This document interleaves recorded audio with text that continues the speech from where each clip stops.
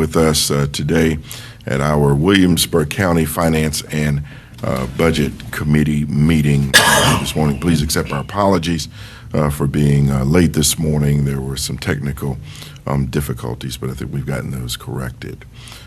At this time, we're going to ask Councilman Floyd, if he would please, to lead us in our invocation before we begin our meeting this morning. Councilman Floyd. Let us pray. Most kind and gracious Heavenly Father, Lord, we just thank you for this day. We thank you for waking us up to another beautiful day that only you can provide for us, Lord.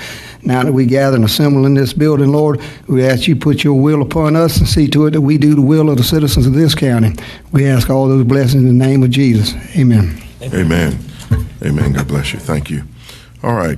We have a couple of appearances today. We have first our Williamsburg County Treasurer, the Honorable Kimber Cooper. The Sheriff, Sheriff Gardner, is also scheduled to be here today, as well as our Clerk of Court, Ms. Staggers, and our Auditor as well, Ms. Crystal. So at this time, we will go in the order that we have scheduled, and we will have the County Treasurer to come first. Ms. Cooper, Madam Treasurer, good morning. Good morning. Good morning. Thank you, Mr. Supervisor. Yes, ma'am, my pleasure. For allowing me to come to you before you this morning to express my concerns regarding a personnel matter in my office of some employee salaries who's under $50,000. Those salaries are not public, so it is my request this morning to go into executive session to discuss these issues. Okay. Now, the salaries, as it relates to the $50,000 mark, it's my understanding that any employee who makes $50,000 or more, the government entity has a responsibility to list the names of those employees. I don't think that would have anything to do with the executive session. But as I indicated in the email that I sent you late yesterday afternoon, the decision to go into executive session is an action item, and that is a decision that will have to be made by the members of council. So what we'll do, I will just, as a matter of record, I guess I will ask, is it your desire or your request to go into executive session? It is my desire to go in executive session regarding a personnel matter for my office. All right. So at this time, I will ask, is there a motion to go into executive session? Is there a motion to go into executive session?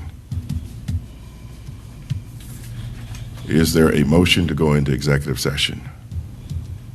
All right. With there not being a motion to go into executive session, then we will have to remain in open session. Wow. That's fine. Thank you. All right.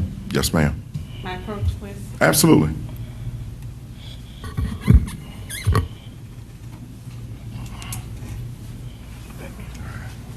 Thank you, ma'am.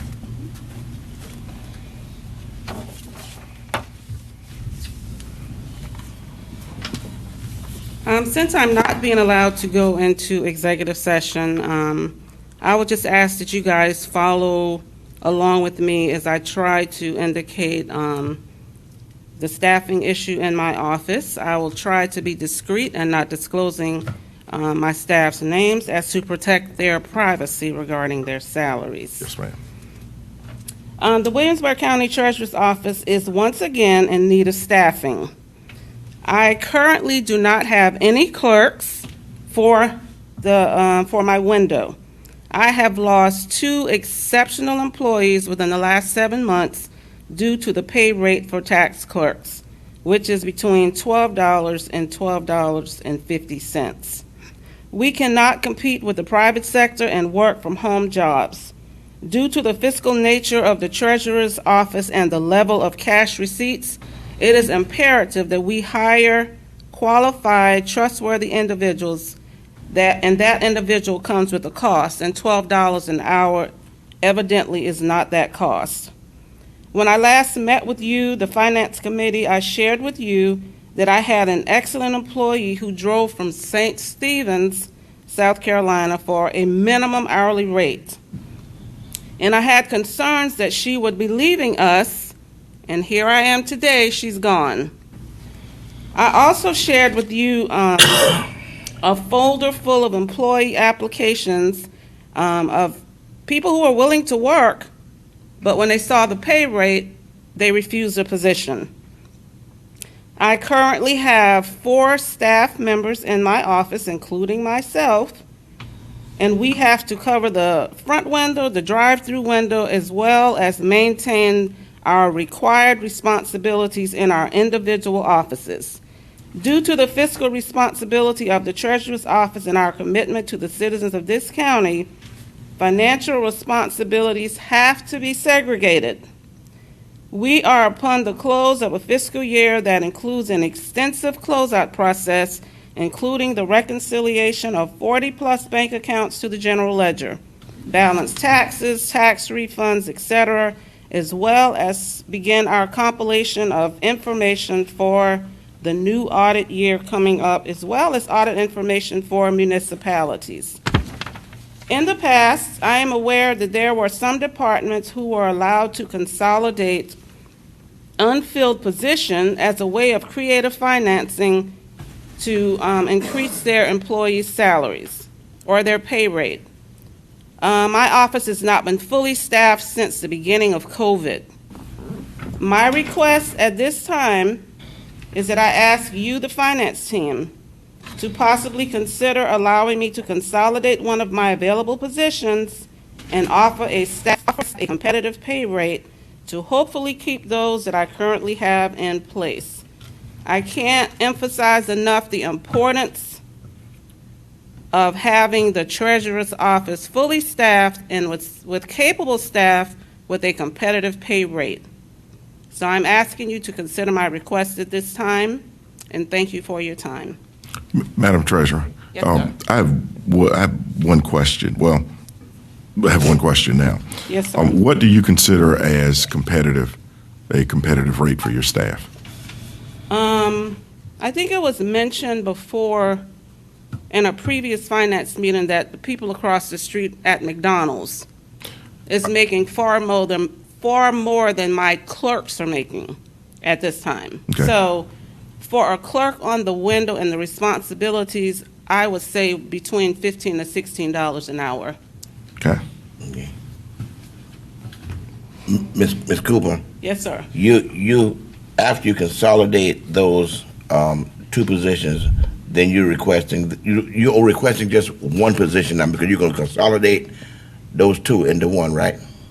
That is my request if I'm allowed to use that salary to hopefully keep the staff that I have in place. Yes. Okay, and that person, you will feel comfortable that for retention purposes, between $15 and $16 an hour will do. That's a starting rate. I really can't answer that. Due to work from home jobs and other jobs, it's just a tough market. Okay. Well, I certainly understand what you're saying, and I do share with you, and we'll certainly do all that we can to accommodate your needs and wishes. Certainly will. Thank you, sir. One additional question, Madam Treasurer. I'm sorry, go ahead, Mr. Ford. Madam Treasurer, I hear what you're saying, and you're right, you did come to us, but I think we advised you earlier in the year that it was in the middle of the calendar year and our budget was already in place. But we are in the budget right in time, and you're here at the right time now.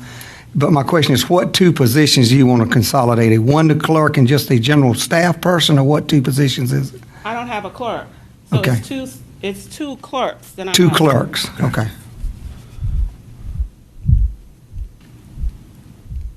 And your proposal is us to just basically get rid of one position, consolidate those 2 into one, but increase the pay substantially?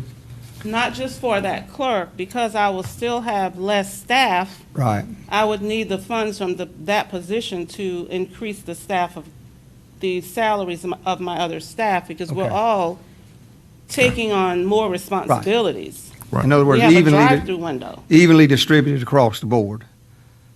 Well, it depends on your responsibilities. I'm not going to say evenly distributed, but it depends on your responsibilities.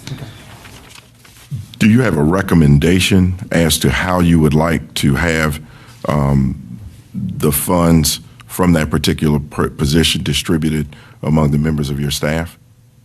Not at this time. I would have to weigh it against their current responsibilities and where I would be issuing more responsibility, because we won't have a person at the window, so we'll be playing kind of switcheroo going to the window, and I have to keep in mind certain people who work the window, you cannot make deposits or reconcile because those duties have to be segregated. So how quick would you be able to get the information to us as to your recommendation and what you would like to do?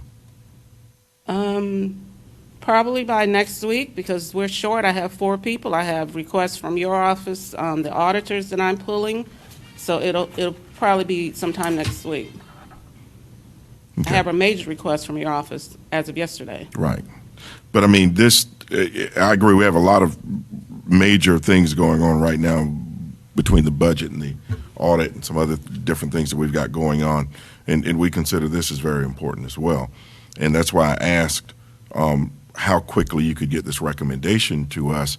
The quicker you can get this recommendation to us, as we are now getting ready to prepare for the second reading of the budget, we can try to get some of these numbers computed in and try to get you accommodated. I want to try to get you accommodated if we can with this request, because it seems to be a reasonable request. But I don't want to have the responsibility of taking, you've already offered up one of the clerk's positions as a consolidation to improve the salaries of the remaining staff in your office, and I think that's very noble.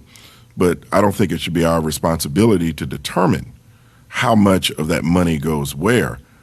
I would like for you to make that recommendation as the elected official and the department head of that department. You make that recommendation, and then we'll make a determination on whether or not we're going to honor the recommendation or we're going to compute other numbers. But we do need to have, I think, out of fairness to you, you should at least have the opportunity to make, that recommendation to us, and then we make a decision going from there. We shouldn't make that decision for you. And I'm not asking you to, Mr. Supervisor. I was simply stating what my request was. And I think if I had seen a copy of the new budget before, I have not seen my budget for the upcoming year, so I don't know what's in it, what's been considered. Right. So that plays a role as well. Right. Because we had requests for that budget, and I have not seen anything as to what I turned in. That's right. Well, the new budget is still in the process of being completed. In fact, council will be meeting. We'll have a budget work session today to discuss with council the new budget, and hopefully by the second reading of the budget, we'll be able to distribute those copies to the department heads and the elected officials. But in the meantime, what I'd like to do is deal with your immediate request to deal with those salaries in your office, because as you and I have discussed before, and I agree with you wholeheartedly, we do need to address those salaries. So at this time, you don't know when I will see my budget for the upcoming year? I think I just said that it'll be ready for you by the second reading. But in the meantime, let's address this issue that you want addressed in your office as it relates to the increase in the salaries for your staff, because I'm assuming that's the most pressing thing that you're dealing with right now with your office, is increasing those salaries, and we want to try to accommodate you if we can. I just want to get recommendations from you as to how you would like to have those monies dispersed. I understand that. I guess what I'm trying to figure out, if the requests that I made in the budget for this upcoming year, if those are being honored in any way, then I can tie those two together. That's fine. That'll be fine. So, in other words, And back to you, because I really need to bring someone Sure. into my office. well, let me ask you this question, and Yes, this sir. may solve solve it for both of us. Is it okay to just take a look at what you've already requested and just go from that and just use that information?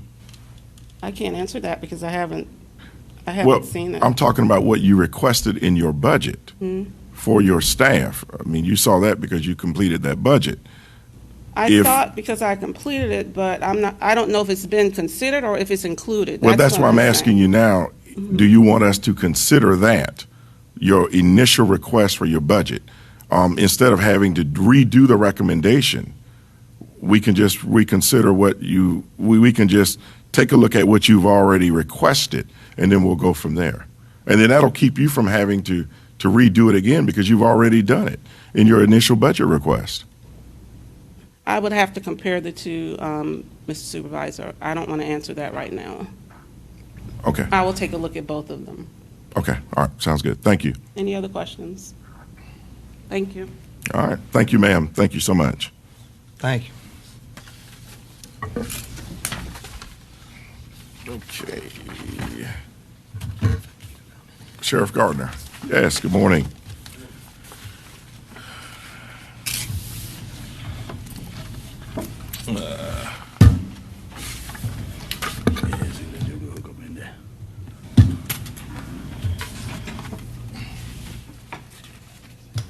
Bear with me just a minute.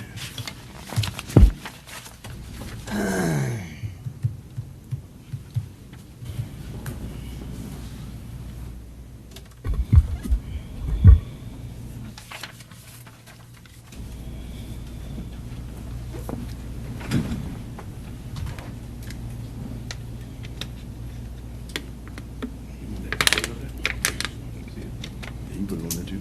Okay, I can see it myself. Okay.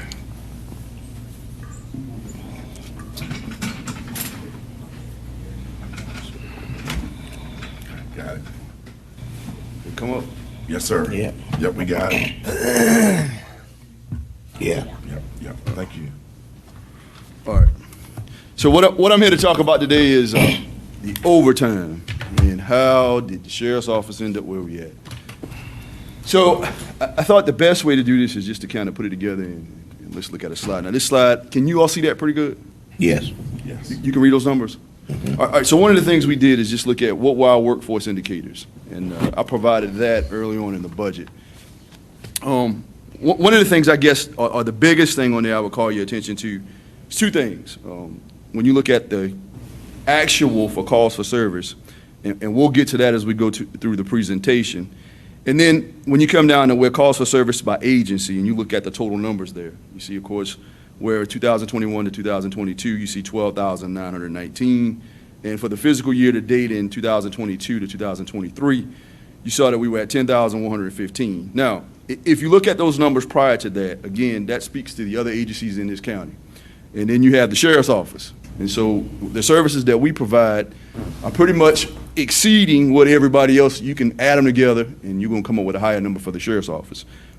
We have our state agencies that are here, but one of the things a lot of times we end up even supplementing in that is the slow response, sometimes because they're just not here or they don't have the workforce out there. So of course that ends up us having to end up dealing with a lot of calls. All right? So we're going to go, I kind of like to say that doesn't really show you anything. But if you look at this chart, it gives you 17 years of what it looks like. So 2023 is on there just to kind of give you a point. But we started in 2007, and you can see that line, the orange line, is going to be your average. So that just kind of gives you an average of what does the sheriff's office, what's the average number over that 17-year period. Well, of course, you see from 07 right on all the way up to 2019, you see us constantly climbing. We kind of divoted a little bit in 2017 there, but again, we still were above what our average is. Well, around 2019, you see us come down, and then you see us steady decline. And so far this year, if you take where we're at 2023 with the 6,454, you could just double that, for instance, and it'll probably come up around where we're currently functioning at, around what was in the previous year, around 12,427. But what I call your attention to is we talked about the recognition of how we had decreased violent crime when we reported in the SLED stats. One of the things that the presence of having more officers on the streets has done is brought down the calls for service. Because we have a greater presence. Now, one of the things before we go too far I talked about is that the calls that we go to. So I've got that in here to identify why we sometimes have greater people. But this just points to the fact of what a greater presence has done as a result of calls for service. It's pretty much cut them in half. All right. So we're going to go to, Before we go to that, Okay, go ahead. can we go back to that screen? yes, sir. I was making a note. All right, so down at 2023, it says 6,454 calls. Is that what you all are up to?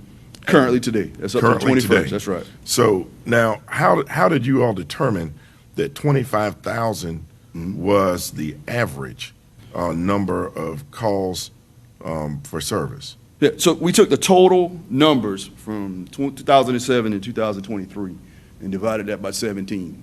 You got 17 years worth of data. You Okay. take those total numbers and divide it by 17. The only other thing that you can do with this chart is determine your deviation. And that's just determine what maximum and minimum deviation is and what makes the noise. But if you look at this and you take the average without getting real complicated, you can pretty much see where your noise is and what it's done.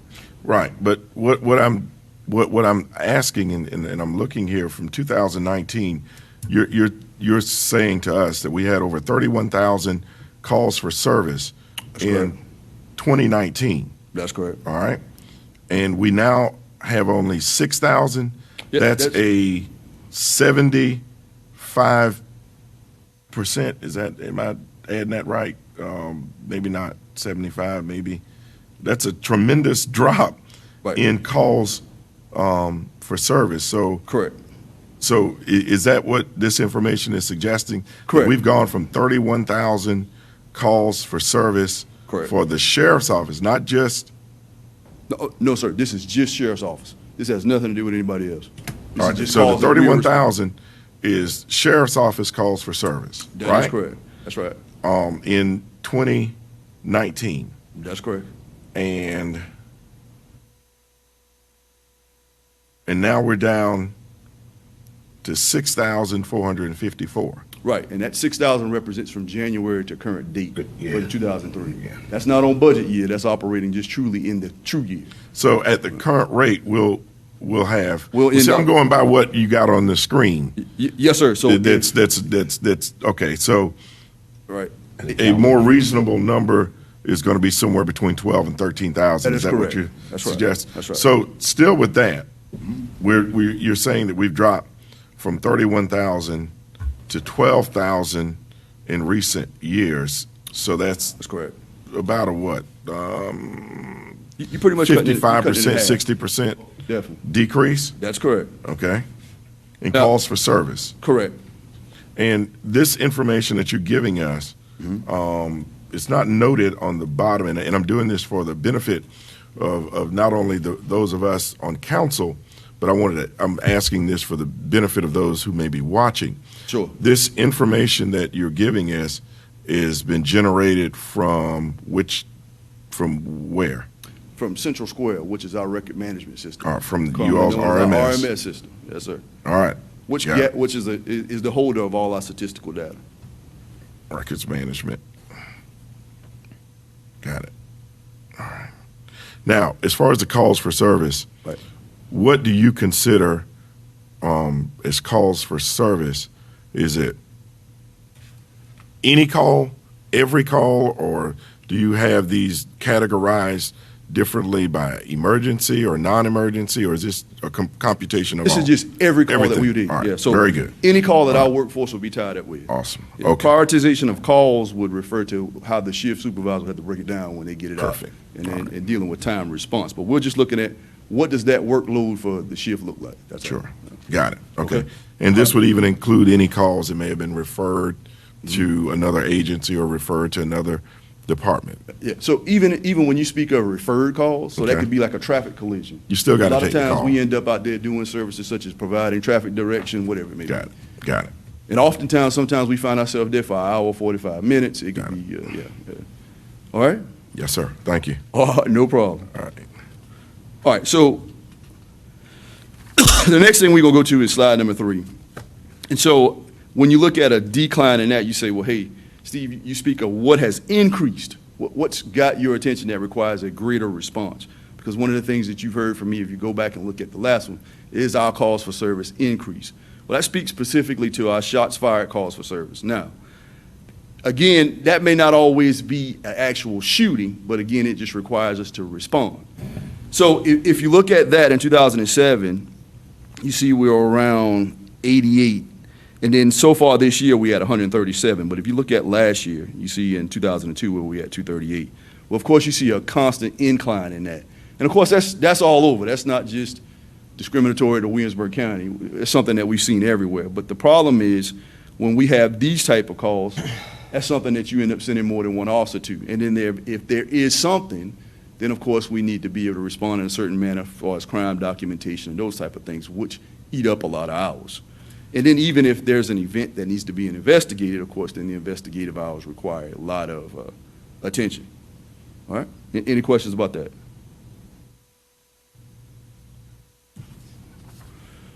All right, so shootings. Now, this kind of bounces all over the place. Excuse me, Steve. Please, no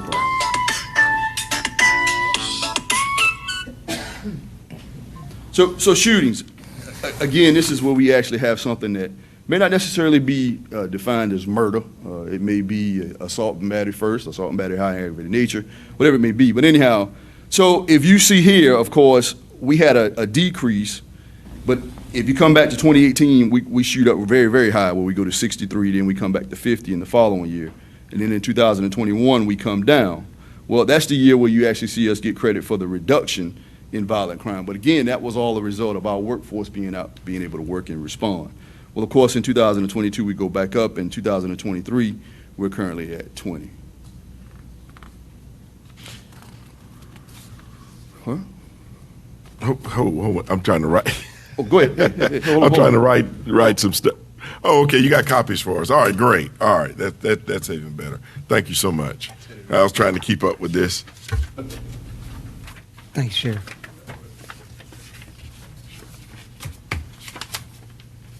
Thank you so much. This helps me out tremendously. So the next slide just simply shows where we were recognized by SLED stats. And of course, you see the source on the bottom down there in case anybody's wondering about that.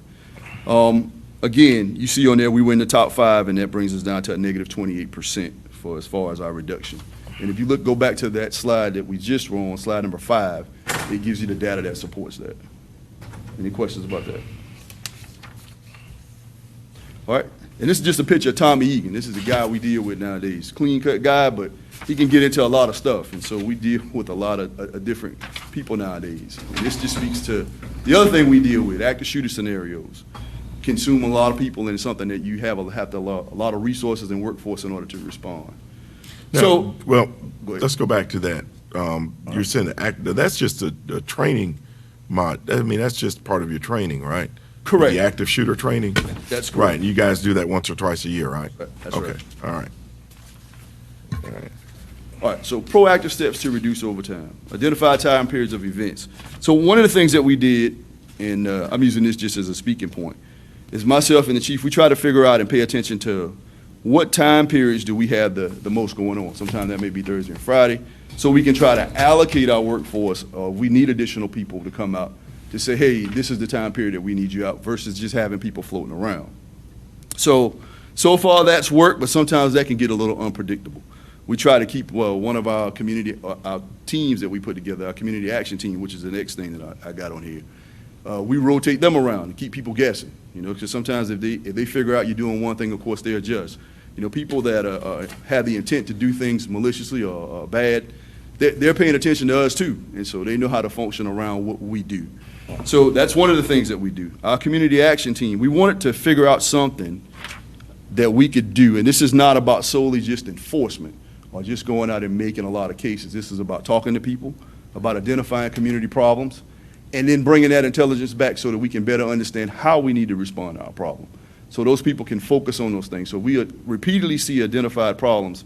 We have those 3 guys, and that's where we've actually partnered with the city of King Street so that we can together go out and work, because we just don't have the people. All right, so you have 3 minutes. We have 3 people. 3 members, I'm sorry. That's correct. It's 3 members. Of your community action team. Yeah, 2 All for the right, sheriff's and office. how often do they work?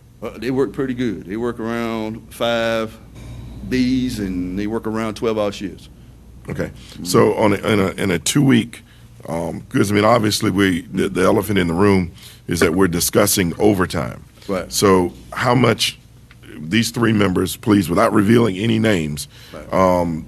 let's just talk about those numbers. I mean, there's an 80 or either an 86-hour work week, correct? That's correct. Before you all begin to accumulate overtime. That's correct. How many hours are these, is this three-member team getting in a 2-week pay period? Yeah, so the three members, only two of them belong to the sheriff's office. That's what I was stating earlier. One of them is a member of King Street Police Department. So they are our K-9 handlers as well, or both of them. So out of the 86 hours, they average around work hours, 140 to 150. The additional hours that often you ask about are their K-9 hours where they're paid for their time. Now, that's something that was in place prior to me coming to the sheriff's office. Yeah, Is but that that's- some- Go ahead, I'm sorry. Is that something that can change? Yes, sir. Where you can change it so it comes off of looking in hours of work, which appears one way and sends a perception, but those are just their training hours, which they're entitled to. Okay. So now that's only two people. That's correct. All right. Now here's my dilemma. As we're trying to work on this budget, this is two people that you've explained to us. How many other people are we talking about that are working overtime? Oh, I have a good bit, sir. Oh yeah, I know. Yeah. Oh, well, I don't stay here to try to. I mean, I know because of the dollar amount. That's why I was saying when you said two, I'm like, well, wait a minute now. Yeah, so those two are just assigned to that community Okay, action team. all right, very good. So they're specifically assigned a task with a purpose. Got it. Right. Yeah. We're All good. All right. All right. So the next thing that we've been working on is the drone program. And the reason we've started that is hey, how do we look at this different? You know, a lot of times we find ourselves responding to calls for service, and so sometimes you find yourself with a delay in time, and of course, by the time you get there, there's a lot of things that could be changed. So what we started looking at is how could we use our drones to gather intelligence to say, hey, how can we approach our equation different? So that way, instead of us, example, this past weekend, so Friday and Saturday night, we know there's a particular area that we have a lot of shots fired calls. So we station our operator in a specific location and say, hey, when you hear something or a call for service comes out, because you may hear something before you see something, send that drone immediately to that area so we can see what we can gather. Because a lot of times we get there may be just nothing. And then people may say 2 weeks later, well, hey, this is what I've got as far as a shots fired call or some shooting, and this is what you got going on. And then at some point, we end up finding out something. Well, what also helps with that is liability issues. Sometimes we have officers responding to those things wide open trying to get there. Whereas at the end of the day, we can gather intelligence data, or we can see that, hey, it's just somebody that went outside and fired off some rounds. Again, we don't need to send our resources to that. So the more we can invest in this program, we went and took a trip to Georgetown so that we could look at the new drone programs. You know, one of the things that I think as we go along is the use of technology. Drones are designed for rural communities. One of the things that we have not been able to do is to gain additional officers. And as a result of that, in order for us to be successful, you see where we eat up a lot of overtime. You know, I think that the overtime speaks to the fact that we need a bigger workforce, but we just don't have it. But at the end of the day, we have to follow some of our counterparts. You know, the military uses drones to do all kind of things. One of the things, if you think about at Shaw, they monitor what goes on in Afghanistan without being in Afghanistan. So we went and we looked at upgraded drones, something that has what you call the shock sensors and so forth, where you can tether drones in a different place. And those things are around $30,000, but again, just giving you, when we think futuristic and even thinking current, how do we get somewhere? We can't just think for today. Those things can tether in certain areas and then deploy to areas to gather data. So that's what we're trying to work on to gather data and intelligence and how to implement drones into our workforce so that we can hopefully reduce overtime even more, and then the need also fill in where we're not able to fill people in. And of course, that allows us to gather so much data. You know, they have the ability to go to an area, respond, tell you who's in the area, read tags, do facial recognition, and those type of things. All right, overtime approval. What Chief Cumbie and I have done is we go through and we look at the timesheet. So we make sure that whatever overtime is being worked is approved. We still work on trying to get it where you put in the note section actually what it is. Sometimes you see it on it, sometimes you don't, but that's something that we have an opportunity with, trying to say, hey, this is what it is, in case someone says, hey, why are you working overtime? You know, sometimes if perception gets in front of reality, then you got a problem.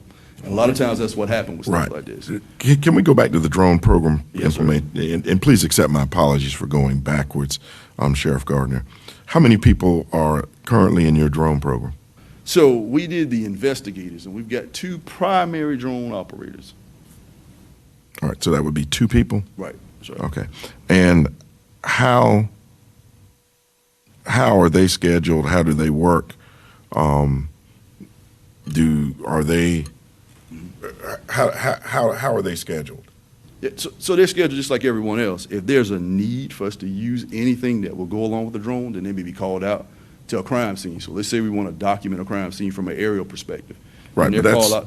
that's only in an emergency when you need someone. Is that on a regular basis that they are working and being utilized, or is that just whenever a situation arises? Yeah, so I'm going to cover some more details about when it would come up. So again, that's just one scenario. Another scenario is, like I just spoke about, we figure out that there's an identified period where we're having problems. And we figure out that that drone is something that we can use as a resource to say, hey, tell us what we're gathering, what we've got going on. Is it effective? You know, one of the things from this past period, and that's what I think you're speaking about, Supervisor, is additional hours. We didn't have calls for service that resulted in those areas. We had one that came out of the club, but again, we were able to get there, identify from, you know, who was moving what and who was security and who was not, some different factors along those lines. But they are scheduled to work at times.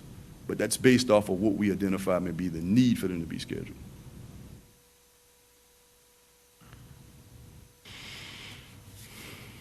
Okay. On average, how often do these drone operators work? And on average, how much overtime do they use? I couldn't tell you how much time is specifically just allotted to the drone program itself or just drone operation. I couldn't tell you that. Okay. I think one of the important things, again, in that is what we talked about just a minute ago, in overtime approval, where you go in the comment section Right. and actually identify what that is, and then you can go back and pull that data. We don't have what you call a console that allows you to put in data that says, well, I did 8 hours patrol, and in 8 hours patrol, I worked two collisions, this, that, and the other. You don't have that. You'd have to go in and pull out the data, then try to separate it. But you can go in the timesheet and do the comment section and identify it, and it will allow you to retrieve it. Right. Sheriff Gardner, All right. the officers that's assigned to the drone program, they are also your regular officers. I think Supervisor made asked this before, but I just want clarification. These drone operators, they are regular officers that's pulled away when there's a need for drone purposes. Yes, sir, that's correct. We have several people that are assigned to lateral duties, and that's why when a supervisor was asking that question, I was we have people doing multitask. And I think we like everybody else. I'm not here to offer that to say that's a reason why we're different than somebody else. I think all of us are doing a lot of lateral duties. I think, you know, but that's exactly right. Their officers would have a different assignment, and they can find themselves doing multi-things. Okay, I'm going to kind of be quiet and listen to the rest of the presentation because I don't know what the answer is. I've never been in law enforcement, but I do know those overtime hours are astronomically high, and we're trying to figure out some way to bring them down. So without saying too much, I'm going to listen to what else you have to say, Right. and see what kind of suggestions will come up, how we can decrease these number of hours Yes, by sir. some way or some mean. Yes, sir. That's all. Yes, sir. So one of the other things we did is the Citizen Academy. That's to try to get more accountability, to get our citizens to help. You know, if we try to do everything if the role falls on us, at the end of the day, we can't do everything. So the more that we can get them to help us, the less that we have to be out there doing, and the less crime you can see, and they can take more of a proactive approach. Community relations, just simply getting out and being visible and knowing that we're there. Increased workforce size. Again, I think the numbers speak to that. If you look at our overtime numbers, it speaks to the fact that, hey, our workforce is overworked. I make no bones about that. I totally agree. And then lastly, support from other agencies. You know, sometimes it boils down to just this. We get to a point and we can't provide those services, then we have to rely on the state to step in and provide services. You know, we hope that that's something that we never have to do, because at the end of the day, that's what we're here for. We have those personal relationships. But if we find ourselves in a place, then that's just where you have to go. I mean, that's the only other option you got. I hope we never find ourselves there, but again, Right. yeah. And I don't think any of you all do either. So, Okay. any questions? Yes, sir. With that being said, what are your recommendations? Because I know we were here about 6 or 7 weeks ago, and we talked about the overtime at the sheriff's office, and I'm assuming that you're back here today to tell us what you all are going to recommend to cut it. Of course, we realize that you do have some shortages within your office, and you and I have addressed that. But we're spending in excess, at least the last 2 or 3 budget years, we spent in excess of $1 million. This year we will be south of that, and to your defense, you all have cut it down some. But we have plans with the budget of increasing your overtime Right. line item, but not to $1 million. Right. And so, I've been looking at what you all have been spending in overtime over the last couple of pay periods, and again, it has gone down from what it was last year this time. But we still got a ways to go. We've got to cut it in half to probably more than half. We're spending right now, I think about $26,000 every 2 weeks in overtime just at the sheriff's office. Now that doesn't include the detention center. That's just the sheriff's office. We're averaging about $25,000 every pay period. Well, we've got 26 pay periods in a year. That's $650,000. Just with where we are now, because we were only budgeted, and I'm operating off my predecessor's budget. Right. You all were budgeted $180,000 for overtime, and so you're way in excess of that. But even with the increases that we're looking at to your budget, and what you and I discussed a few weeks ago about increasing your budget too, it's still not $650,000. Sure. And so we've still got to cut. I think with what we're recommending, we'll be recommending to council, and this was after our discussion about 2 weeks ago. Right. We're going to recommend to council in the budget to increase the sheriff's overtime budget from $180,000 to $300,000. That means that they will only be able to spend, in order to stay within budget, $11,500 per pay period. Right now, at what they're doing now, it's double that, which means that we're going to have to cut the overtime sheriff and chief in half just to be within compliance of the budget, because we have to stay within the guidelines of this budget, because as I've shared with you as well as some of the other elected officials and department heads, any overages, especially as it relates to payroll, those overages come from somewhere else, and we have to get that money from somewhere else. And oftentimes that means if there are other departments or other elected officials who need things within their offices, we're not able to get them those things because we've had to pay those monies which are over the budget. We've had to pay those monies, and we've got to get that money from somewhere. So I guess I go back to my original question. What can we do to bring this overtime down to where we can remain within the budget parameters that we're going to have established? Because like I said earlier, even with what we're talking about putting in the budget at the rate y'all are going now, y'all will double that. So within 6 months, it'll be gone. I know that there's some shortages there. I mean, tell me what we can do. Yeah, so that's what I just identified to you. I mean, you may not agree with them, but I don't know. Our goal is public safety. And at the end of the day, if we just don't have the money, then again, our last resort is we have to call another agencies to come in and provide those services. We can only do and manage the best that we can when it comes to scheduling.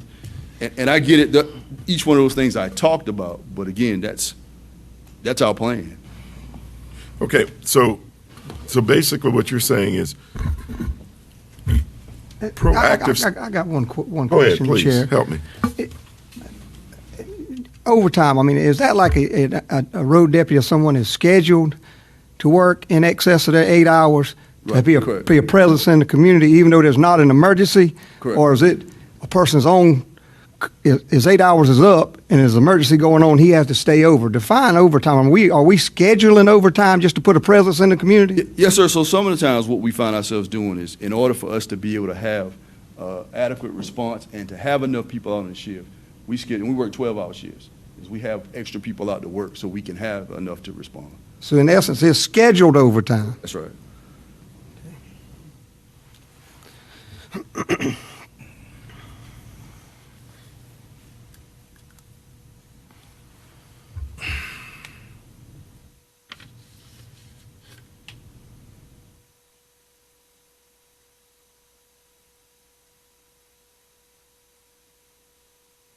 Well, here,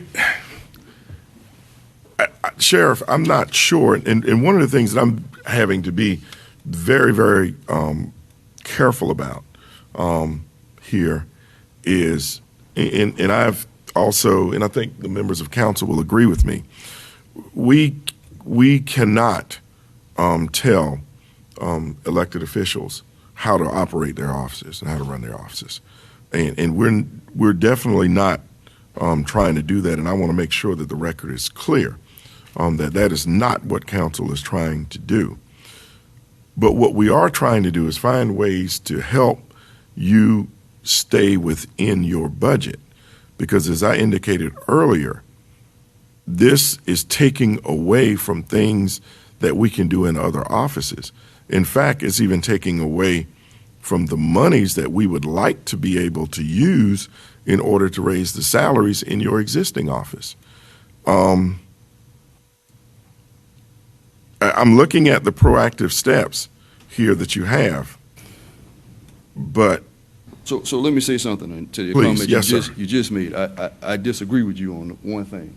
I get that's a perception thing that you just made a comment about, and that is that it taken away from the ability to raise salaries. We can raise salaries, so we could go back and use the differences of what we have from vacant slots, which we've done some of, and raise salaries. But at the end of the day, we can still find ourselves without people.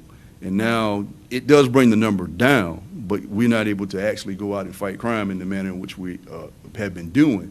So as a result of that, now we end up with no one on our team. And now we end up having to use the resources of other agencies to come in and do those services. so, and let me,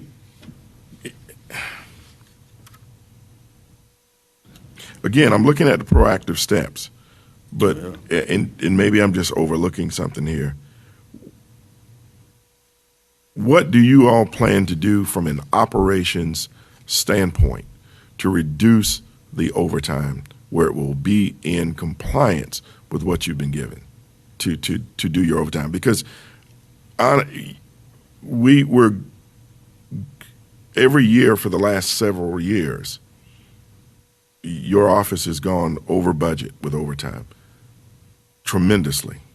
Well, I'd like to make this statement. I don't Please. know what sheriff has not gone over in their overtime budget. Well, And again, hold on, before you say what you get ready to say. Well, you don't know what I'm getting ready to say. Mine has gone over in regards, because you said it the last time, in regards to the sheriff's office going over, but that was during the period of COVID. That was during a natural disaster.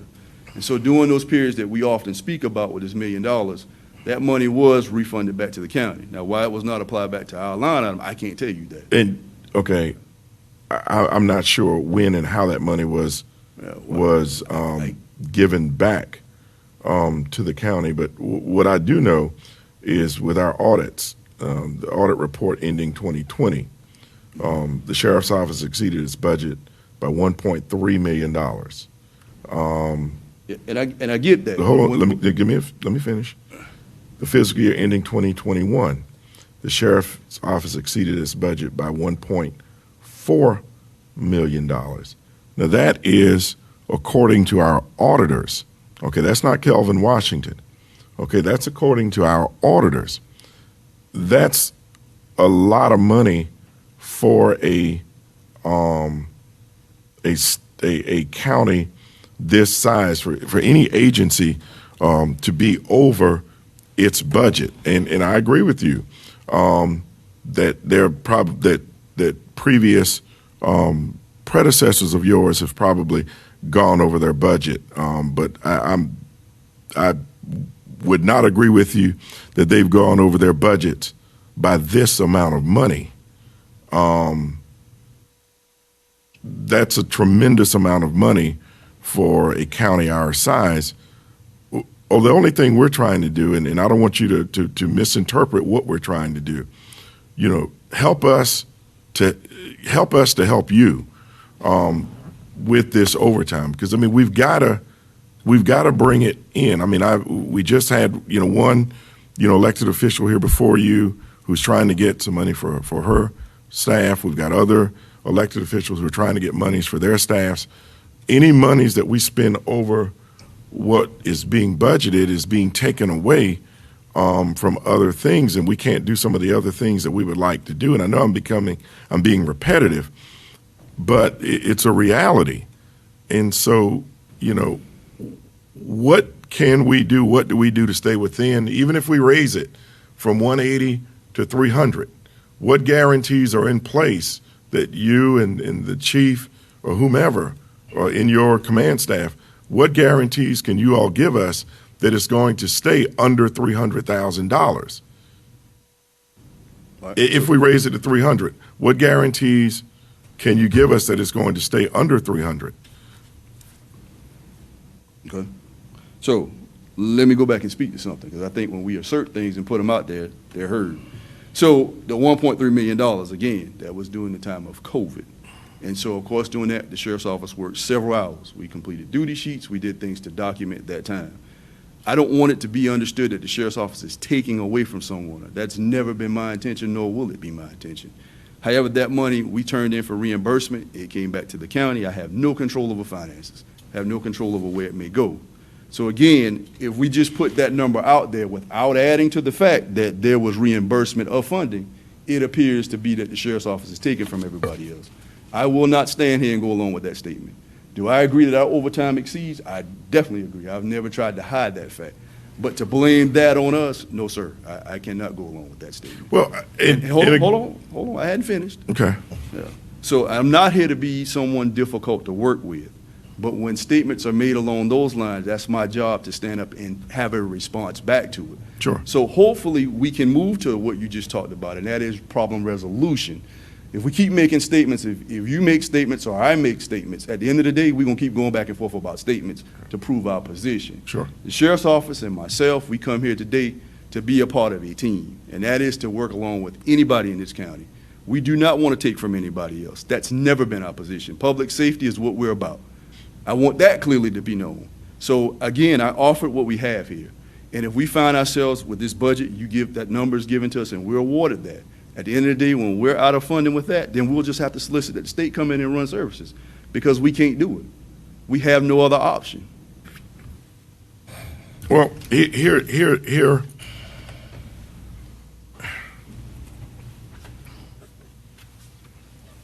Can I ask something, Supervisor? Please, yes. Yeah. Mr. Gardner, Yes, sir. I know we're here today trying to bring some resolution to a dire situation here. Yes, sir. And we were all on one accord with that. Yes, sir.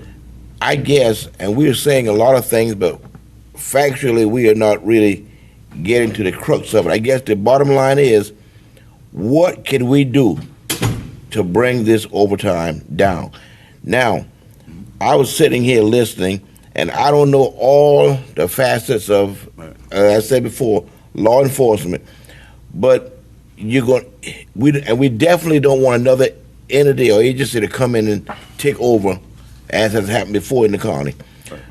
Is there anything that we are currently doing that we could postpone until the financial situation get better? Let me give you an example. Something I think and all of these things take man hours. You go into each school, hypothetically, each school in the district, 2 officers, 2 hours a week. That's one thing. That's not something we have to have right now. We could postpone that until our financial situation gets a little better. That's just one thing. Are there any things like that that we could do, perhaps to save some finance, some money, until times gets better? Because I'm thinking, I'm like you too. It's something hard to digest. What do we do? But the bottom line is we have to do something. And I've just thrown some things out there.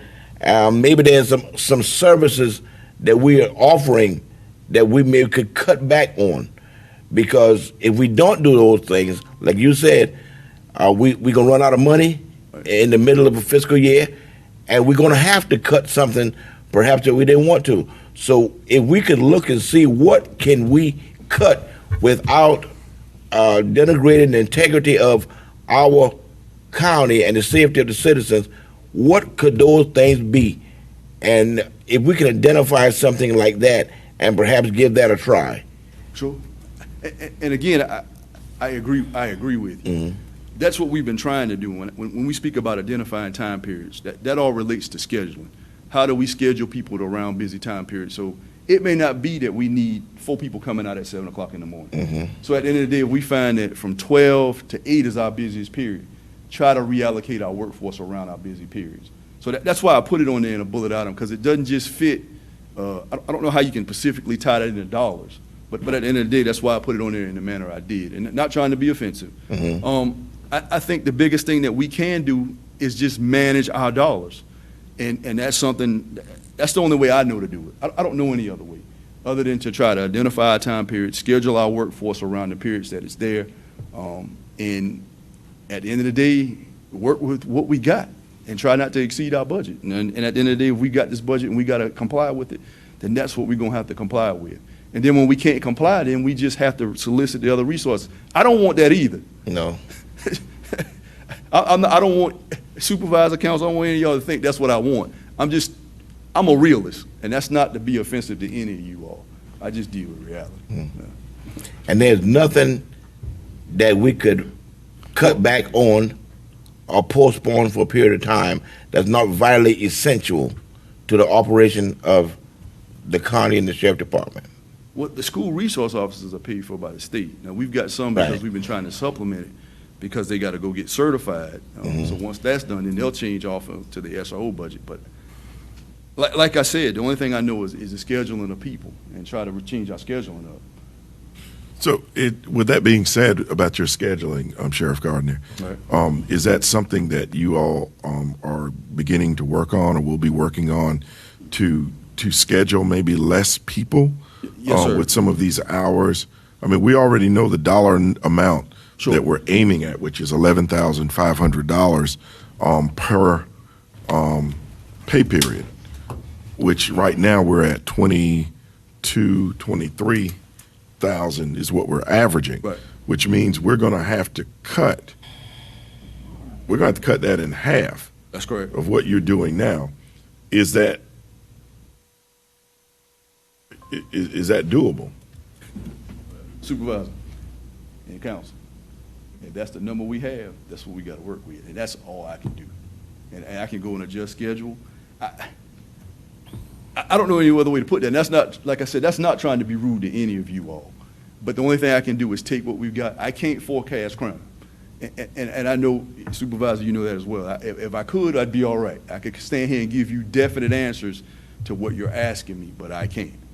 You know, and so at the end of the day, I can only take what you give me and then make that work.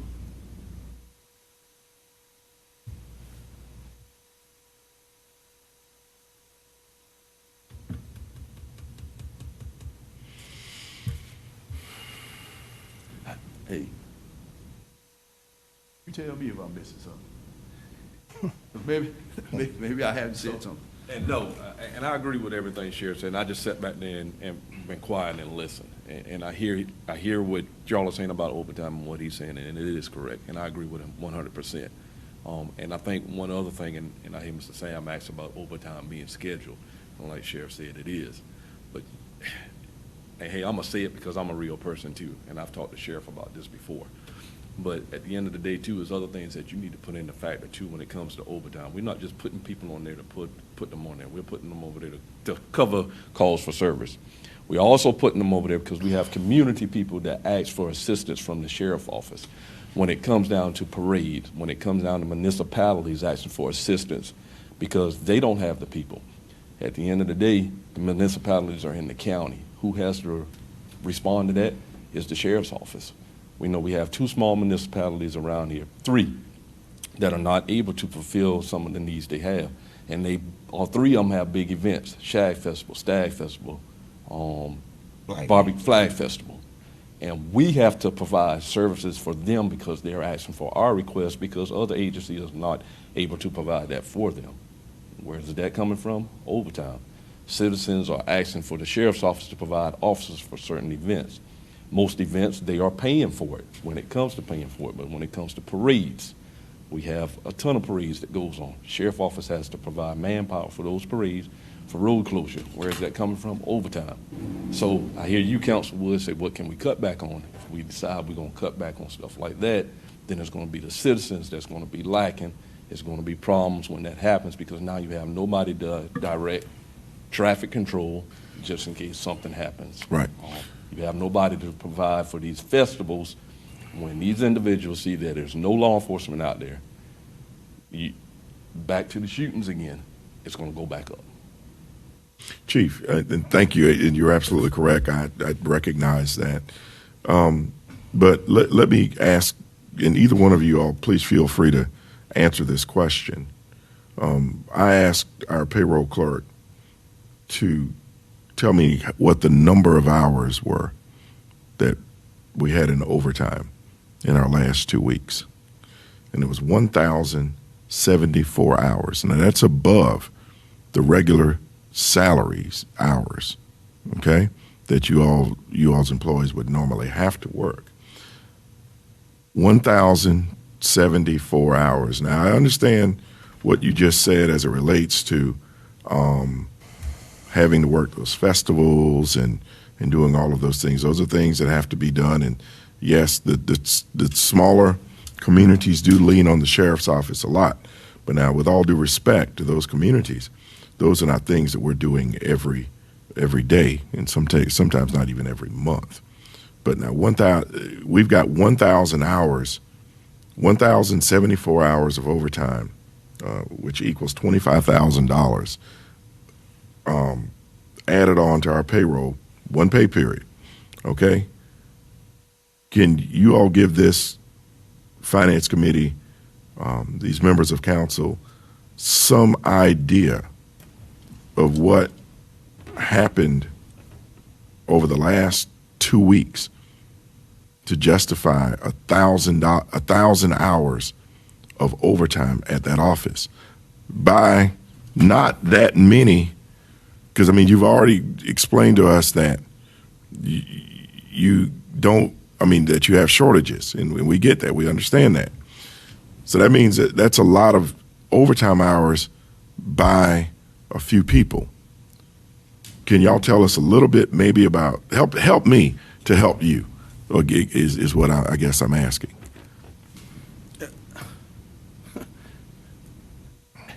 The only thing I can say to that is if you want a breakdown of what happened with that, we can provide that. We won't be able to provide that today, and it'll break down the hours and what hours were committed to what, so you got an actual realization. Because if we just speak to it, we're going to keep going back and forth about what someone may have done or did not do and what we believe. So I'll be glad to provide you all for the last 2 weeks that we just spoke about, what that breakdown of what those hours consisted of. And that way you know exactly what it is. That way we won't sit here and keep going back and forth. But that's what's going to happen. You know, at the end of the day, we've got a responsibility to be proactive and to be in our community and deter crime. And you have a job to be the supervisor and Right. have a strategic plan of how we're going to cut this overtime. Absolutely. I get it. We switch rules. So I get it. I don't want you to think that I'm offended by that. I completely, and I think Vernie will tell you, have I not told you I understand that? So I understand that there's a business side to this. Yes, I don't want any of you all to walk away from that. But Right. just understand, my business side is that I got to make sure I answer to the citizens. With right. And we want to help you all. I mean, I'm here. I know you do. I know you do. I mean, you already know. I mean, I'm 33 years in this business.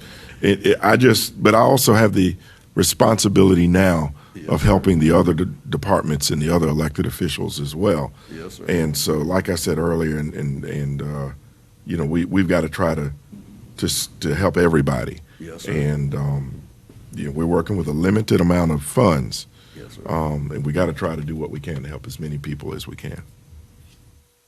Yeah. So Let me just say this, Sheriff, and kind of repeating a lot of what the supervisor said. We're not here to tell you how to run your department. Your job is to protect and serve the citizens of this county, and you do an excellent job, you and Chief Deputy and all your staff, and we appreciate what you do very much. I requested your services one time earlier this year. I had a house break-in. You were there immediately. You do a good job. However, it is our job to pass a budget for your department as council, okay?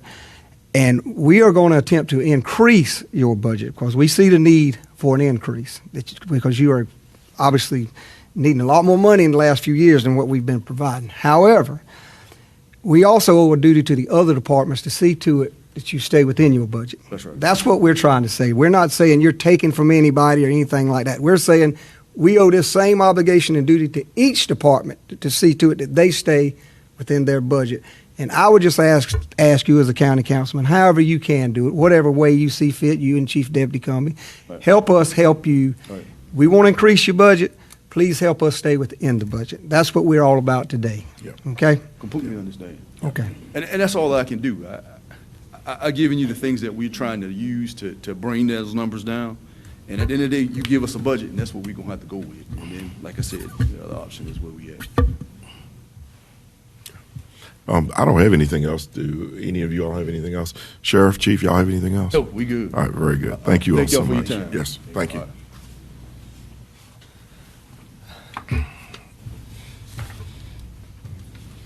Okay. I think next we have the clerk of court.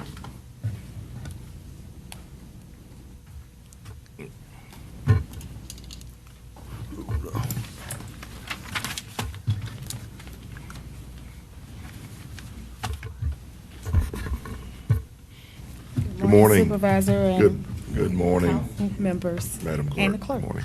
Yes. I'm here again one more time before you all. The last meeting that we had, and I came before you, and I think I misunderstood something that you stated that I needed to do. I really thought you were speaking in reference to my staff when I came before you in reference to their salary increases. But you said I did not need to come back before you all in reference to their increases. Am I correct? That's correct, because you put that within the your budget request. So that was included in your budget request. Okay. Yes, that's correct. Okay. So I want to understand what it is that you were asking me to do. Well, I think that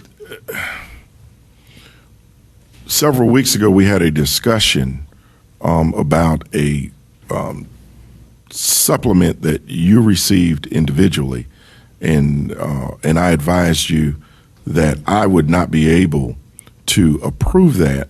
That county council would be the only ones that could approve that. And at that time, I think I explained to you, or at least I thought I explained it to you, that you would need to meet with council to go before council and have them to approve that expenditure, because it was coming directly to you and it was coming to you as an elected official. So at the last, not the last council meeting, but 2 council meetings ago, you were on the agenda, and we were anticipating you coming to be on the agenda to address that issue. But for whatever reason, you were not there. Okay. I wasn't at work that day, period. I was sick. I was out sick. Okay, that I'm day. sorry. Well, we didn't know because I checked with the clerk and asked her whether or not she had been notified or as to what happened, and I also checked with my administrative assistant. I checked my voicemails as well to see if maybe I had overlooked something to see why you were not here. But in any event, that's what happened with that. But that's what I had expressed to you, is that we would not be able to. I did not believe that the county supervisor on his own, on my own, had the authority to approve that expenditure. That was something that needed to be brought before county council. Okay. And I still believe that to today. Yes. Okay. Well, maybe I'm misunderstanding your position on this. When I came to the supervisor, the prior supervisor, Cook, and sat down with her, had this discussion with her, asking for a salary increase, I was instructed by her to go see the chief financial officer at that time, which was Ms. Liz Nelson, do my paperwork for my increase in salary. That's exactly what I did, which I have my copy here in my hand. Yes, ma'am. Signed by the chief financial officer at the time, the finance director, Ms. Liz Nelson, 8/12/2021. Yes, ma'am. A status form that should be in my file. Yes, ma'am.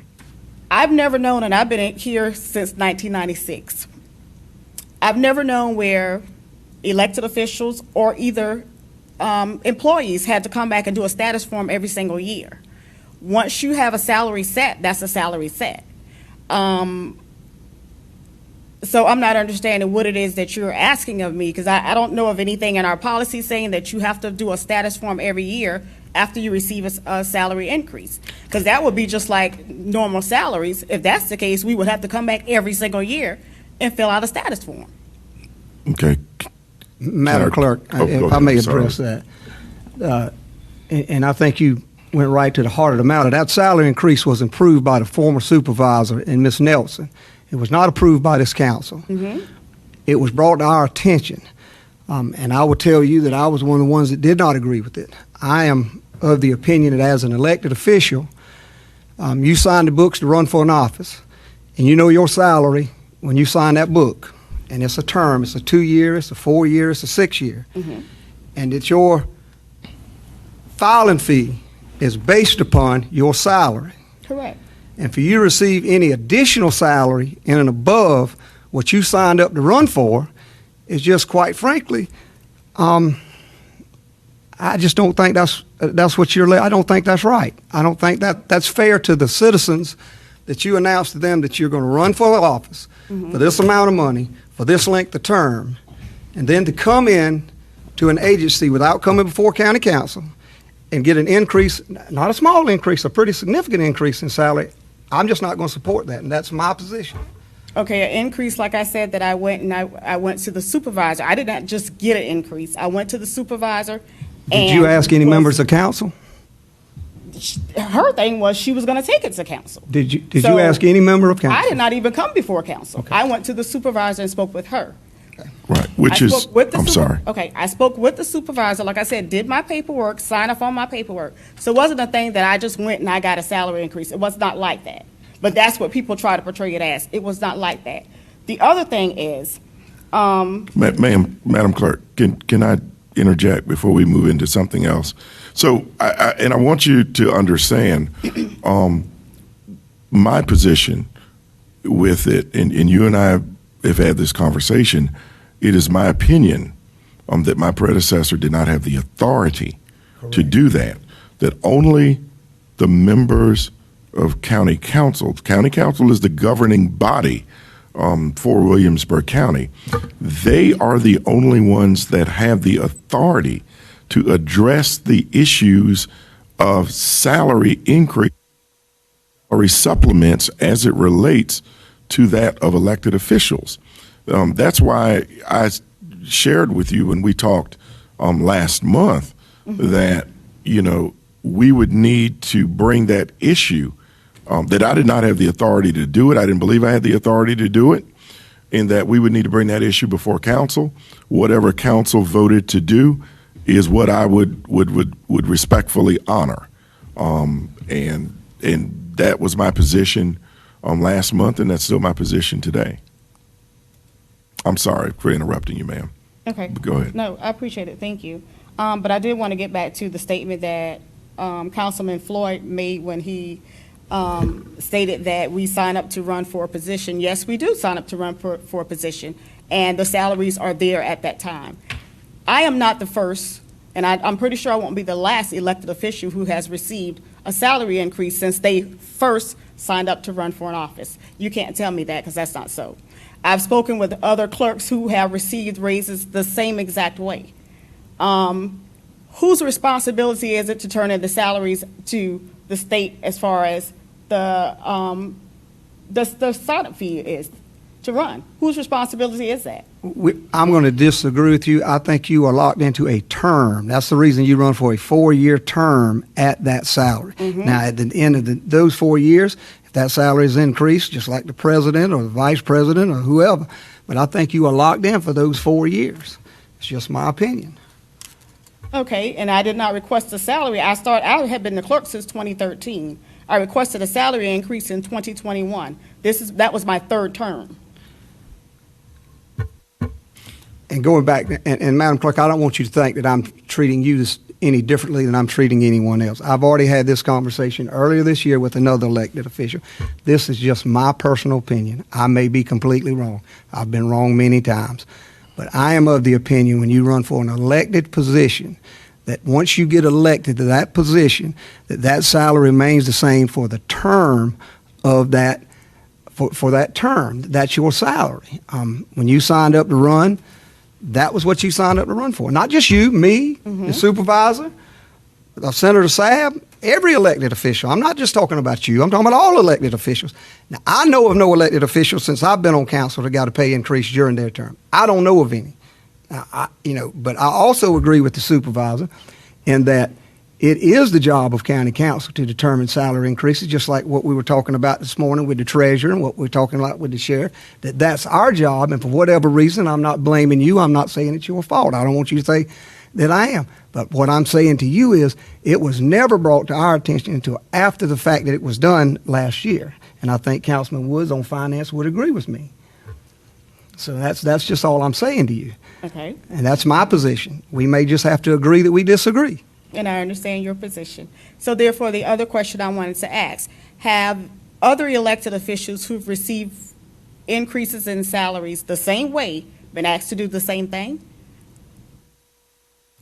I'm not aware of any other elected officials that are receiving any other supplements the way that you were receiving yours, because very few of the elected officials have access to monies to be able to do that. Now, of course, the state of South Carolina has given some salary supplements that the state is paying for that will go to certain elected officials. And of course, we're going to honor that because those monies are coming from the state for those purposes. But I'm not aware of any elected official. I've not met with any who have funds similar to how you have funds. No, none of them. So you're saying I'm the only elected official who has special funding? That's not what I said. What I said is that none have come and met with me and discussed supplements to their salaries. No, ma'am. Okay. From special funding, because as I said earlier, there are very few elected officials who do have special funding that they can do different things with. Correct. And it is my understanding that other elected officials have received salary increases from special funding. So my question to the body is, have you required those people just as well to come back before council to ask for an increase in their salaries? Now, you say you've been going through with the auditors and you've been looking at the numbers. The numbers should tell you who these people are or who the person is. And so I just want to make sure I'm being treated fairly and I'm not being singled out. If you're asking me to do it, are you asking everyone else to do it? The same people, let me finish. Okay. Not only elected officials, but other people, period, in your office who may have received increases last year that did not come before county council. Mr. Supervisor, if I may, Madam Clerk, at the beginning of the year, we found out there were about a dozen? Right. A dozen elected officials, department heads that were receiving supplemented salaries that the council was unaware of. We didn't know about it. It was unilaterally done. It's not just you. We're not picking on you. I was the one that made the motion to suspend all those salaries, supplemental salaries. We suspended them on everybody, not you. Everybody's was suspended. Isn't that correct, Mr. Supervisor? Yes, sir, it is. Even the ones that was It was rolled voted- it into was salaries voted- before It was the end of the year? The ones that were rolled into salary, there were two different things, Madam Clerk. Madam Clerk, there were salaries and then there were salary supplements. What they stopped was salary supplements, which is what you were asking for, which is a supplement to your salary. No, I was Ca- not wait a asking minute, for a let me supplement finish. to my No, salary. wait a minute, let me finish. Yes, it's a supplement to your salary because county council is the only body that has the authority to raise the salary of an elected official. The county supervisor does not have that authority. And so, in order for you to receive any additional funding to your salary, and I know I'm being repetitive, but the only way that to be able to do that and do that legally is that it has to come before council. Madam Clerk, with all due respect, there were a lot of things that were done prior to my arrival here in January. Some of those things, many of those things we've corrected. We've corrected as many of those things as we could have corrected. There were some things that were already put into place before we got here that we had to leave in place because of certain legal restrictions. But now the matter at hand today as it relates to your supplement, because that's what it is. It's not a salary increase. It's a supplement to your salary. Again, county council I believe that it's county council's responsibility to either vote that up or vote it down. I do not have the authority to do that. That is a decision by council. I think that we're going to have another council meeting before the final budget is passed. If you want to be placed on that agenda to come before council, I have no objection to it if that's what council wants to do, and you can come before council and plead your case. But again, I'm not going to approve that. I'm not going to approve that transaction without county council's approval.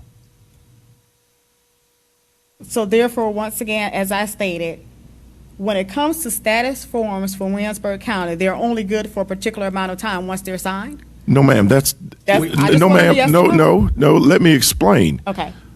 That status form that was signed, as far as I'm concerned, is not worth the piece of paper it was written on, because it addressed something that can't be addressed by the supervisor. It addressed raising the salary of an elected official.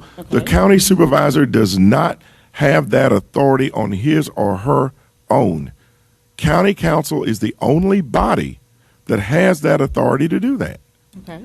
And it was not brought before county council. And the only thing that I was asking of you is, if we're going to do it, let's do it the right way. Let's bring it before council. Whatever council votes to do, I will comply with, and then we'll move on. And then now you're saying that I didn't do it the right way, but the last meeting you told them I was the only one who did do it the right way because I do have a status form. So that's what confused me the last time when I came in here and was talking to you. But just like I said, I just want to make sure I'm being treated fair just like everybody else.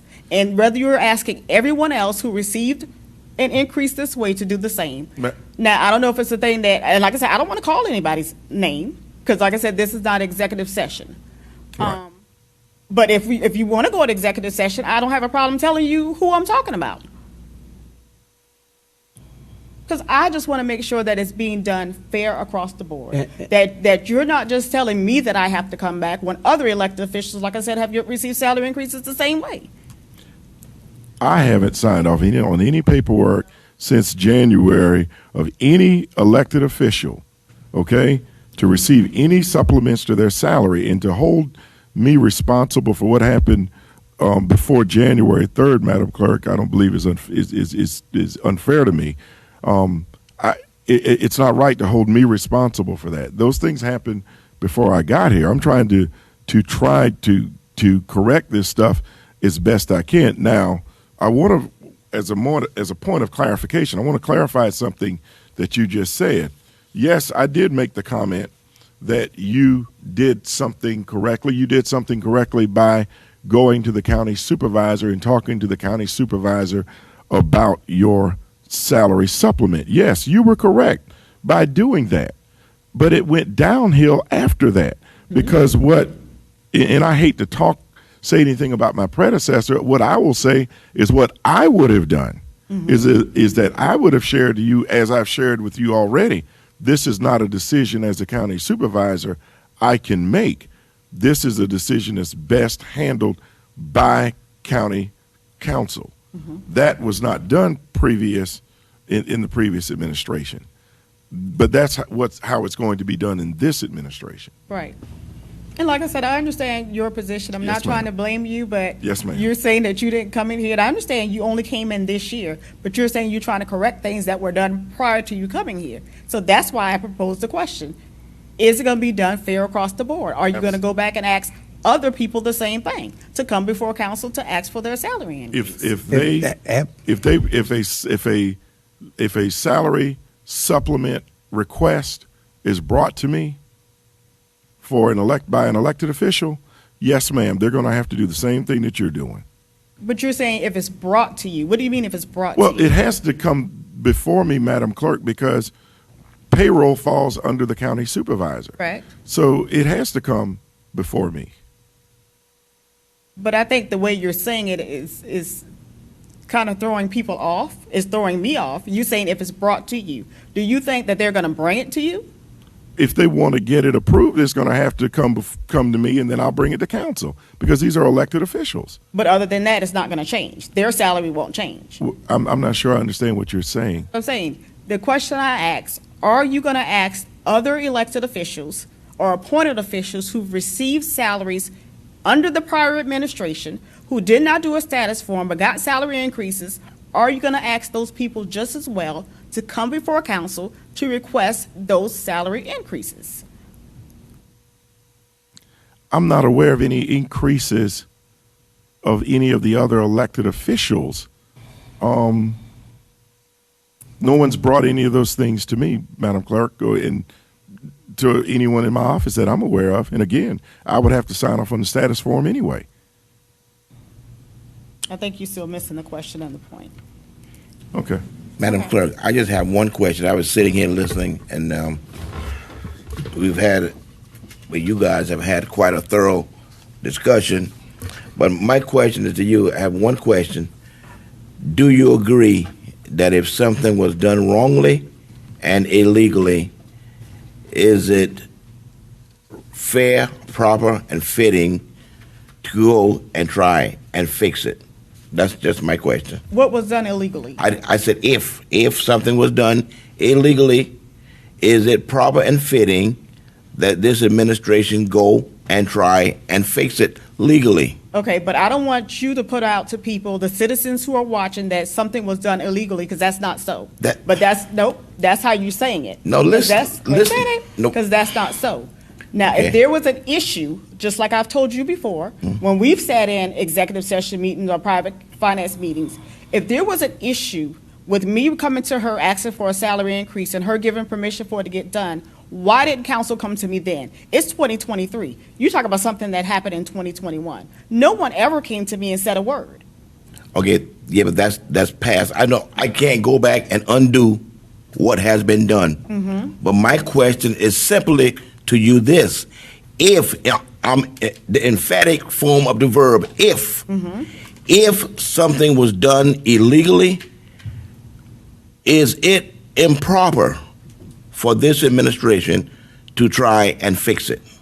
No, it's not improper. Okay, If that's- something was done illegally. That's right, That's okay. you, like you said, but nothing was done illegally when it came to this. I- Now, if you had other things that was done illegally, then yes. Okay, you answer Yes. you answer my question. Okay. Why don't we use this term, Madam Clerk? Would you agree And Mr. Woods, would you agree? Let's use the term inappropriately. Would you all both agree that would be maybe a better term to use as it relates? Legally, it's better because some can let- be inappropriate and just inappropriate. But Let- illegally, let- it's against the law. Let me address this issue because I was here when this occurred. And Mr. Supervisor, it's not fair, but Councilman Woods and I were here on the Finance Committee. And it was brought to our attention after the fact. It was already done. I think I'll let Councilman Woods speak for himself. I disagree with it. I myself went to Mr. Jenkinson, the county attorney. I went to his office and asked him to get me a legal opinion as to whether it was done appropriately. To this day, I have not received that legal opinion.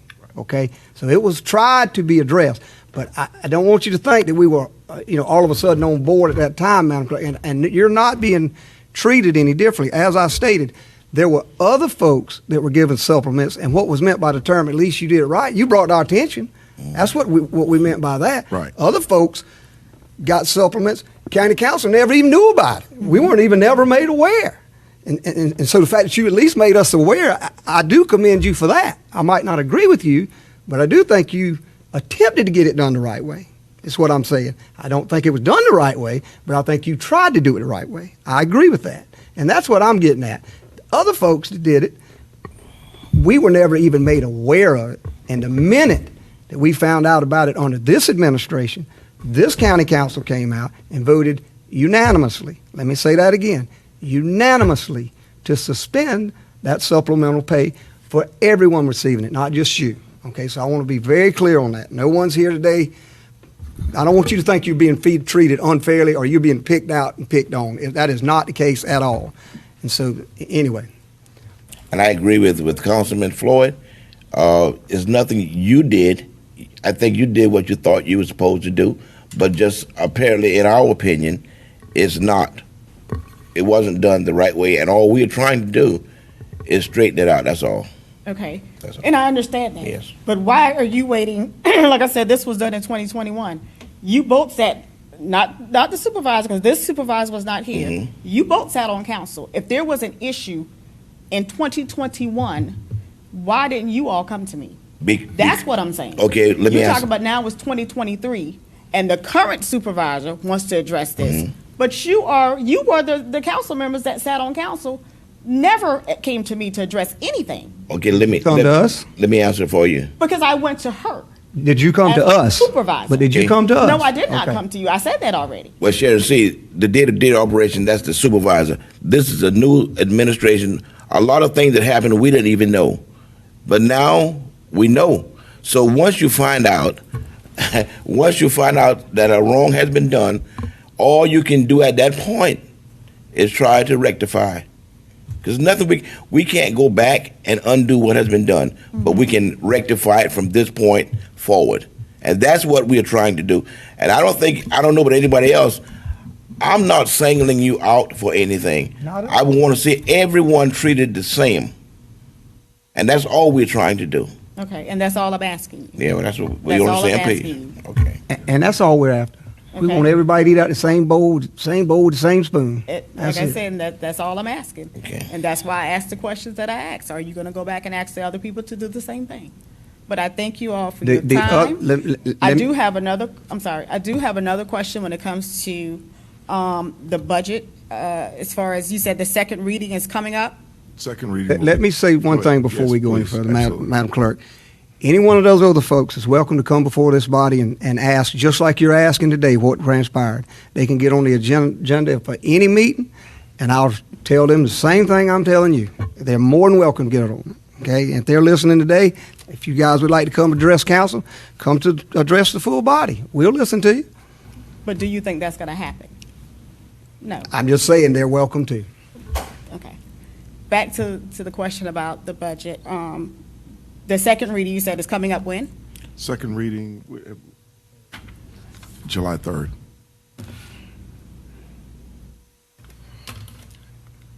Do you know how long after that elected officials and department heads will be given a copy of their budget? Actually, the department heads and elected officials might receive theirs before then. I'm not sure. Finance Committee, we're actually having a budget work session this afternoon, And so once we meet this afternoon and discuss things, the department heads and the elected officials might receive their budgets as early as next week. Okay. So in between the second reading and the third. Again, I said might. Okay, I Might heard you. receive. Okay, all right. I didn't say they will. But They definitely might before the receive. third reading, am Oh, I correct? absolutely. Absolutely. Yes, ma'am. So that's what my next question is pertaining to. Will we have the opportunity, if we have something else that comes up between that time, or something that we are maybe not quite satisfied with in our budget, to come back before the Finance Committee, before the third reading? That will be up to the members of the finance committee. Personally speaking, I wouldn't have any objections to it. Obviously, it'll be a scheduling because we're only going to have about a 15-day period between second reading and third reading. So if we can get it scheduled, I personally, I don't have an issue with it. Okay. Okay. And But- the reason why I'm, like I said, I'm asking these but questions is. let me say this. Each one of us are extremely busy people, and sometimes coordinating our schedules is not the easiest thing to do for Madam Clerk. So we will do the very best that we can to try to accommodate anyone that wants to come back before us. Okay, because I want to think that's maybe how it used to be done in the past. Am I correct or am I wrong, team? Okay, we haven't done a budget in so long, seem like. So I think a lot of us kind of forgot the process because, like I said, this is the first year we've done a budget in what, probably like 3 years? Madam Clerk, that's understand. one thing you and I can agree on here today. Right. So, like I said, I just want to make sure because, like I said, you almost kind of forgot the process. But And Madam Clerk, I will agree with you, and from the work that we've been doing, and how we've really the struggles that we've had with this budget. Your comment just now is 100% accurate. Okay. I agree with you wholeheartedly. I can absolutely see that it's been a while since it's been dealt with. correct. But we Well, it was in our budget we had no control over because we didn't put it in there. I understand. Okay, I just want understand. to make that clear. Yes, ma'am. Because things were in our budget that we as elected and officials and department heads did not put in the budget.